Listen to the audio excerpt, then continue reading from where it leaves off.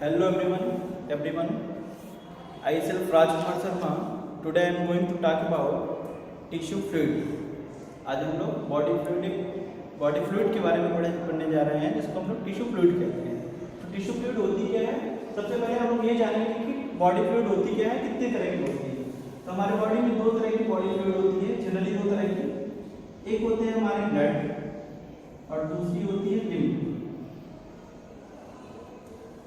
Lymph और blood दो body fluids हैं जो बॉडी में जो ब्लड होती है उसको सर्कुलेट करने के लिए हमारी एक स्पेशल सर्कुलेटरी सिस्टम होती है।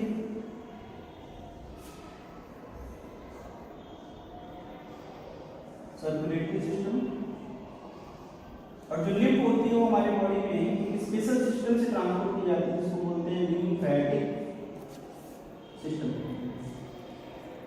और इस लिम्फेटिक सिस्टम में भी दो होती हैं, एक तो होती है लिम्फेटिक आर्टरी,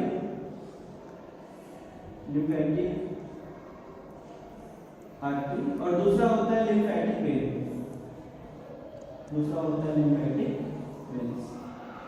लिम्फेटिक आर्टरी और लिम्फेटिक वेन से ही जो लिम्फ होती है वो हमारे पूरे बॉडी में ट्रांसपोर्ट की जाती है, सर्कुलेट की जाती है।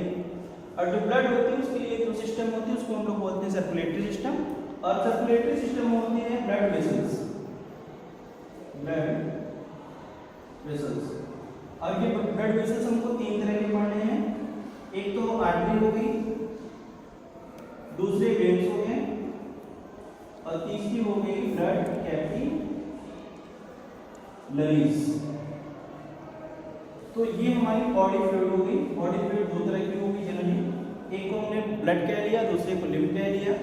जो ब्लड होती है सर्कुलेट होती है सर्कुलेटरी सिस्टम से, और जो लिम्फ होता है वो सर्कुलेट होता है लिम्फेटिक सिस्टम से। और इस लिम्फेटिक सिस्टम में आर्टरी और वेन्स दोनों इन्वॉल्व होते हैं, जिसको लिम्फेटिक आर्टरी और लिम्फेटिक वेन्स कहते हैं। और जो ब्लड होती है वो सर्कुलेट होती है सर्कुलेटरी सिस्टम से। और इनमें ब्लड वेसल्स होते हैं जो ब्लड को ट्रांसपोर्ट करते हैं, जिनमें आर्टरी, वेन्स और कैपिलरीज होती है। अब हम लोग जानेंगे लिम्फ होती क्या है, लिम्फ कैसे फॉर्म होती है, कौन सी प्रोसेस होती है।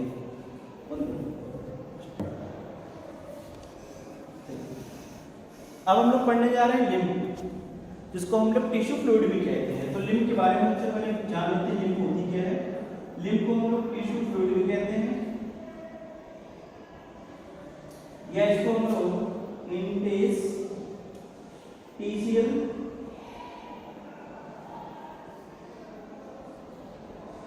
बॉडी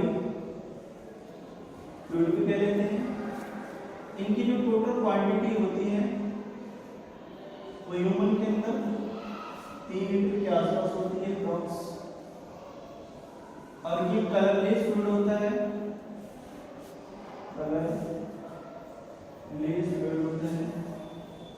इसमें कार्बन डाइऑक्साइड की मैक्सिमम अमाउंट होगी और ऑक्सीजन जो होगा वो कम अमाउंट में देखने को मिल जाते हैं।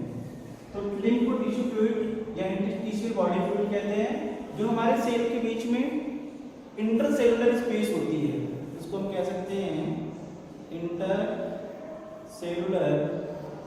स्पेस। इसी स्पेस में जाके डिपॉजिट हो जाती हैं, इसलिए इसको हम टिश्यू फ्लूइड कहते हैं।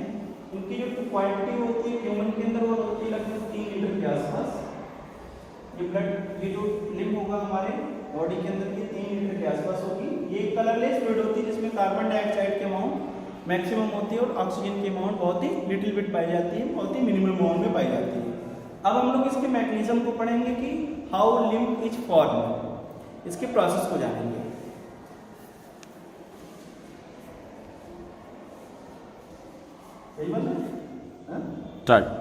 अब हम लोग पढ़ने जा रहे हैं इसके फॉर्मेशन कैसे होते हैं। तो पढ़ेंगे हम लोग फॉर्मेशन ऑफ लिम्फ के बारे में,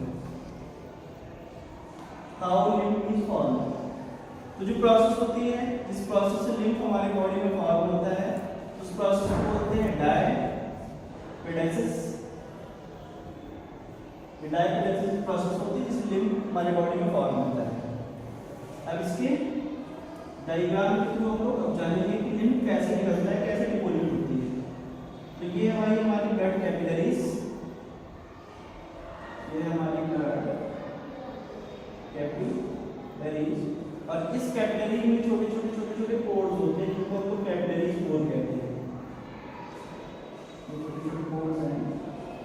जिनको हम लोग कैपिलरीज बोलते हैं। अब सपोज करो कि हमको बॉडी में ब्लड कहीं पे टारगेट साइट पे पहुंचानी है, जैसे ह्यूमन आई के पास पहुंचाना है या कहीं पे हमको ब्लड को ट्रांसपोर्ट करना है, तो ब्लड इस कैपिलरी पोर्ट से बाहर जाएगा। सपोज करिए हमको ब्लड पहुंचाने हैं आई के पास, आई जो है वो टारगेट है। तो ब्लड कैसे निकली होगी? सबसे पहले हार्ट से निकला होगा ब्लड, ये गया होगा हमारे आर्टरी में, आर्टरी से ब्लड गई होगी आर्टरियोल्स में, और आर्टरियोल से ब्लड गई होगी ब्लड कैपिलरीज में, ब्लड कैपिलरीज होगी और इसके अंदर बह रहा होगा ब्लड।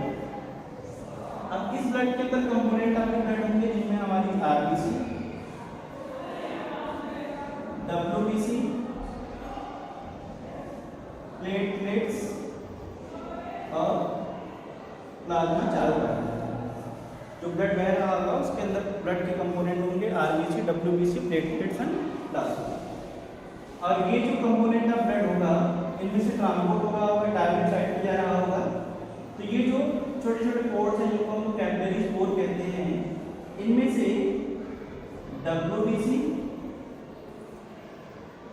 प्लेटलेट्स और जो प्लाज्मा होता है वो बाहर निकल रहा है, और बाहर निकलने के प्रोसेस को बोलते हैं एस्केप। ये कंपोनेंट एस्केप आउट हो जाते हैं, और जो सेल के बीच में खाली स्पेस होती है इसको हम लोग बोलते हैं इंटर सेलुलर स्पेस। इसी इंटर सेलुलर स्पेस में जाके डिपॉजिट हो जाती है, इसीलिए इसको हम लिम्फ कहते हैं। लिम्फ को टिश्यू फ्लूइड इसलिए कहा जाता है क्योंकि ये सेल के बीच में जो खाली बैठने जगह होती है उसमें जाके डिपॉजिट होती है। और इस पूरे प्रोसेस को डायलिसिस कहते हैं। तो dialysis is the process by which lipid form in the humans. Human के अंदर इस प्रोसेस से लिम्फ का फॉर्मेशन होता है जो कि टिश्यू फ्लूइड होती है। टिश्यू फ्लूइड इसलिए कहते हैं क्योंकि सेल के बीच में जो इंटरसेलुलर स्पेस होता है उसमें जाके डिपॉजिट हो जाती है, इसलिए हम उसको टिश्यू फ्लूइड कहते हैं। अभी क्वेश्चन बनता है कि जो डब्ल्यूबीसी, प्लेटलेट्स और प्लाज्मा बाहर एस्केप आउट हो रहे हैं, निकल रहे हैं, तो आरबीसी क्यों नहीं आ रही है? व्हाई आरबीसी इज, क्वेश्चन हो जाएगा कि why RBC is not escape out by the process of diapedesis. RBC diapedesis process से क्यों एस्केप आउट नहीं हो पाती है? क्या रीजन रहा होगा कि आरबीसी इनमें से बाहर नहीं निकल आएगी? तो सबसे पहले और जो सॉलिड रीजन होगा ये होगा कि जो आरबीसी की साइज होती है, जो आरबीसी की साइज होती है 7.2 माइक्रोन, जो कि बड़ी होगी। एक तो ये रीजन हो गया कि आरबीसी की साइज बड़ी होने की वजह से कैपिलरी पोर्ट से बाहर नहीं निकल पाते, और दूसरी एक रीजन ये होगी कि अगर आरबीसी एस्केप आउट हो जाएगी तो आरबीसी का काम होगा कि ऑक्सीजन और न्यूट्रिएंट्स को कैरी करना। ये आरबीसी का मेन काम होता है, आरबीसी का मेन काम है आरबीसी न्यूट्रिएंट्स और ऑक्सीजन को कैरी करना। जब आरबीसी एस्केप आउट हो जाएगी तो जो टारगेट साइड होगा, वहां पे ना तो ऑक्सीजन जा पाएगी और ना ही न्यूट्रिएंट जा पाएंगे। अल्टीमेटली क्या होगी कि वहां की जो सेल होंगे वो काम करना बंद कर देंगे। तो दो रीजन होगा कि आरबीसी एस्केप आउट क्यों नहीं होती। तो एक तो उसकी साइज बड़ी होती है 7.1 माइक्रोन, बड़ी साइज होती है। दूसरी, अगर आरबीसी एस्केप आउट हो जाएगी तो जो ब्लड टारगेट साइड पे जाने हैं वहां पे ना तो ऑक्सीजन रीच कर पाएगा और ना ही न्यूट्रिएंट रीच कर पाएगा। तो ये दो रीजन है। और लिम्फ को हम लोग एक और नाम से जानते हैं, और लिम्फ को दूसरा नाम या तो हम इसको लिम्फोसाइट कह रहे हैं या तो हम इसको ल्यूकोसाइट कह रहे हैं। Okay, thank you.